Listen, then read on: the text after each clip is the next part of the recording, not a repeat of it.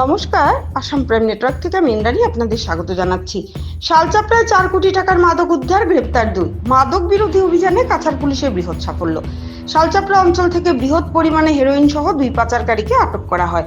গোপন সূত্রের খবরের ভিত্তিতে মঙ্গলবার বিকেলে কাছাড় পুলিশ মাদক বিরোধী অভিযানে নেমে শালচাপড়া এলাকা থেকে AS 18 AC 5847 নম্বরের 4 চাকার বাহন তল্লাশি চালিয়ে 847 গ্রাম হেরোইন ও 4035 কিলোগ্রাম ওপিয়াম বাজেয়াপ্ত সহ এমন খান ও সেলিম নামের দুজন মাদক পাচারকারীকে আটক করে কাছাড় পুলিশ। বাজেয়াপ্ত নেশাজাতীয় দ্রব্যের বাজার মূল্য 4,05,00,000 টাকা হবে বলে জানিয়েছেন কাছাড় জেলার পুলিশ সুপার নোমাল মাহাতো। মণিপুর চূড়াচাঁদপুর থেকে মাদক নিয়ে আসা হয়েছিল, কাছাড়ে পাচারের উদ্দেশ্য ছিল বলে জানিয়েছেন পুলিশ সুপার। তিনি জানান, মাদক বিরোধী অভিযান অব্যাহত থাকবে।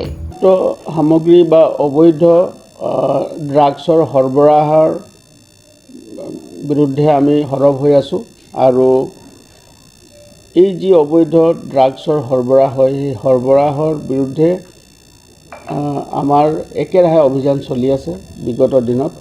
আৰু এই অভিযানৰ এক অংশস্বৰূপে যোৱাকালি আবেলি আমি এটা বিশেষ অভিযান চলাইছিলোঁ। এই আমাৰ জিলাৰে শালচাপৰা অঞ্চলত আমাৰ এটা অভিযান চলিছিলে আৰু অভিযান কালত আমি এখন গাড়ী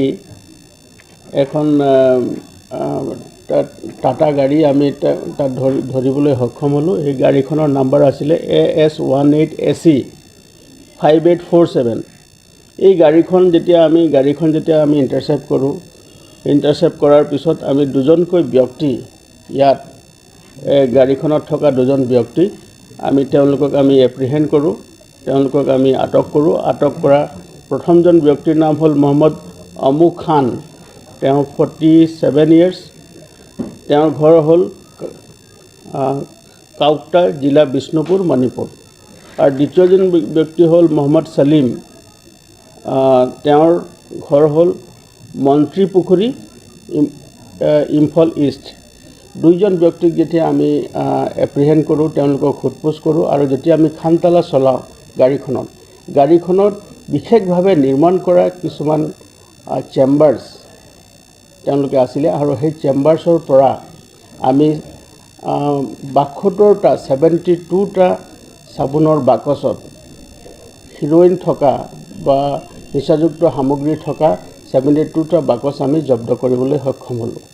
আৰু তাৰ লগতে 4টা ডাঙৰ পেকেটছ আছিলে আৰু সেই পেকেটবিলাকত অপিয়াম পাউডাৰ আছিলে আৰু অপিয়াম পাউডাৰৰ ওজন আছিলে প্ৰায় 4 কেজি। আৰু যিখিনি সন্দেহযুক্ত হিৰ'ইন আমি জব্দ কৰিলোঁ, সেই জব্দকৃত হিৰ'ইনখিনিৰ ওজন আছিলে 847 গ্ৰামছ।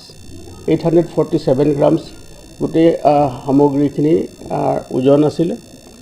আৰু তাৰ লগতে আমি সেই গাড়ীখন, যিখন গাড়ী লৈ এই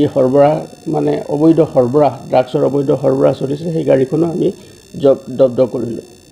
আৰু প্ৰাৰম্ভিক তদন্তত দেখা গৈছে যে এই যিখিনি সামগ্ৰী আমি জব্দ কৰিলোঁ, এই জব্দকৃত সামগ্ৰীখিনি অবৈধভাৱে চুবুৰীয়া জিলাৰ পৰা আন্তঃৰাষ্ট্ৰীয় সীমা অঞ্চলৰ পৰা সৰবৰাহ হৈছিলে আৰু আমাৰ জিলাৰ মাধ্যমেদি বেলেগ ঠাইলৈ লৈ যোৱাৰ তেওঁলোকৰ পৰিকল্পনা আছিলে। গতিকে গোটেই নিশাজুৰি চলা এই অভিযানত আমি আবেলি সময়ত গাড়ীখন ধৰিবলৈ সক্ষম হ'লোঁ আৰু সেই গাড়ীখন ধৰাৰ পিছত যিখিনি জব্দকৃত সামগ্ৰী আছে, সেই জব্দকৃত অবৈধ সামগ্ৰীখিনিৰ বজাৰ মূল্য হ'ব প্ৰায় 4.5 কোটি টকা। গতিকে এই সামগ্ৰীখিনি আমি জব্দ কৰিলোঁ আৰু জব্দ কৰাৰ পিছত তেওঁলোকৰ লগত সম্পৰ্কিত থকা যি ব্যক্তি আছে তেওঁলোককো আমি অনুসন্ধান কাৰ্য চলাই আছোঁ। আমি চুবুৰীয়া ৰাজ্যৰ য'ৰ পৰা আহিছিলে তাৰ সেই জিলাখনৰ আৰক্ষী অধীক্ষক ডাঙৰীয়াৰ লগত কথা পাতিছোঁ আৰু তাত থকা যিজন ব্যক্তি আছে, মূল ব্যক্তি এজন ডাঙৰ এটা কিংপিন আৰু এই এনেকুৱা বহুতো অবৈধ ড্ৰাগছ সৰবৰাহৰ সৈতে জড়িত আছে সেই ব্যক্তিজনকো আমি ধৰাৰ ব্যৱস্থা কৰিছোঁ। গতিকে এই অভিযান আমাৰ অব্যাহত আছে আৰু এই অভিযান আমাৰ চলি থাকিব।